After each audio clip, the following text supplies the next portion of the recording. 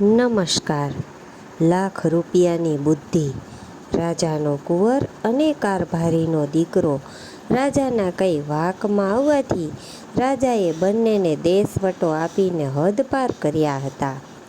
2 દિવસ સુધી રખડ્યા પણ ખાવાનું કાંઈ મળ્યું નહીં. ભૂખ બહુ લાગેલી સાંજ પડી ગઈ હતી. એક ઝાડ પાસે આવીને બંને જણાએ ત્યાં આરામ કર્યો. વહેલી સવારે કારભારીના દીકરાને રાજાના કુંવરને કહ્યું કે બાજુના ગામમાંથી કંઈ ખાવાનું મળે તો લઈ આવ. કારભારીનો દીકરો ગામમાં ગયો તે વખતે આગલે દિવસે તે ગામનો રાજા મરી ગયેલો. તેને કોઈ વારસદાર ન હતો એટલે બધાએ ઠરાવ કરેલો કે જે વહેલો દરવાજામાં બેસે તેને રાજગાદીએ બેસાડવો. કારભારીનો દીકરો સવારના પહોરમાં સૌથી પહેલો આવ્યો. તેના ગામમાં હાર પહેરાવી તેને ધામધૂમથી મહેલમાં લઈ ગયા. નવા રાજાની સવારે 9 વાગે નીકળશે એમ ગામમાં જાહેરાત કરી. હાથી ઉપર સવારી નીકળી. ઉપર ઊંટ, ઉપર નોબતો વાગતી જાય. પાછળ રાજ્યના અમલદારો આવે એમ શહેરમાં તો ધામધૂમ થવા લાગી. આ બાજુ રાજાનો કુંવર વિચારવા લાગ્યો કે કારભારીનો દીકરો ખાવાનું લેવા ગયો છે કે હજી કેમ ન આવ્યો. તે પણ તે જ ગામમાં ગયો. ત્યાં મોટી મોટી દુકાનો અને મકાનો જોયા. એક દુકાન ખાલી દીઠી. તે દુકાન ઉપર પાટિયું લગાવેલું હતું. બુદ્ધિનો વેપાર. રાજકુંવરને આશ્ચર્ય થયું. ત્યાં જઈને તેણે પૂછ્યું, શું વેચો છો? શેઠ કહે, બુદ્ધિ 5 રૂપિયાની, 10 રૂપિયાની, 100 રૂપિયાની, 1000 રૂપિયાની અને લાખની પણ બુદ્ધિ મળે છે. રાજાના કુંવર પાસે વીંટીમાં રૂપિયા લાખનો હીરો જડેલો હતો. તે આપીને તેણે લાખ રૂપિયાની બુદ્ધિ લીધી.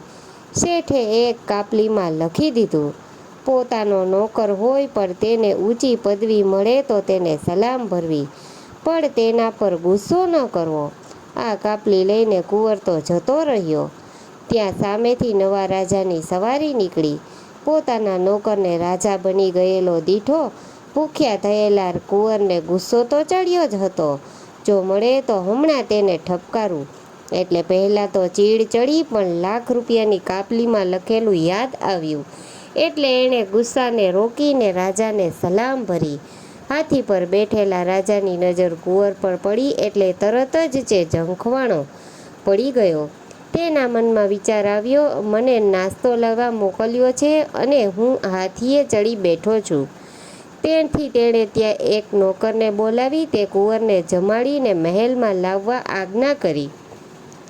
ગામમાં સવારી ફરીને પાછી મહેલમાં આવી. સભા ચિક્કાર ભરાઈને બેઠી હતી. રાજાએ બધાને સંબોધીને વાત કરી કે હું રાજા છું, તે જેમ કહું એમ થાય ને? સૌએ હા કહી. ફરી રાજા કહે, આ રાજ્ય કોઈને આપી દઉં તો? બધા કહે, તમારે જેમ કરવું હોય તેમ કરો. તમે ધણી છો માટે તમારું ધાર્ય કરી શકો. સારું કહી રાજાના કારભારીના દીકરાએ સૌને કહ્યું, ખરો રાજા તો આ છે માટે એને ગાદીએ બેસાડો. હું તો એનો કારભારી છું. એમ રાજાના કુંવરને લાખ રૂપિયાની બુદ્ધિ પ્રમાણે વર્તવાથી ગાદી મળી. પણ હરામખોર કેમ હાથીએ ચડી બેઠો એમ ગાળ દીધી હોત તો જેલમાં જ પૂરત. પણ આણે તો સલામ ભરી દીધી તો કામ થઈ ગયું. રાજાના કુંવરને જેમ લાખ રૂપિયાની બુદ્ધિ કામ આવી તેમ મોક્ષની બુદ્ધિ એવા સત્પુરુષોની હોય છે, તેમની પાસેથી શીખાય છે. તો મિત્રો, આજની સ્ટોરી તમને કેવી લાગી તે જરૂરથી કોમેન્ટ કરીને કહેજો. અને જો સારી લાગી હોય તો લાઈક અને શેર કરજો. અમારી ચેનલને સબસ્ક્રાઈબ પણ જરૂરથી કરી લેજો. ફરી મળીશું એક નવા વિડીયો સાથે. ત્યાં સુધી જય શ્રી કૃષ્ણ. રાધે રાધે.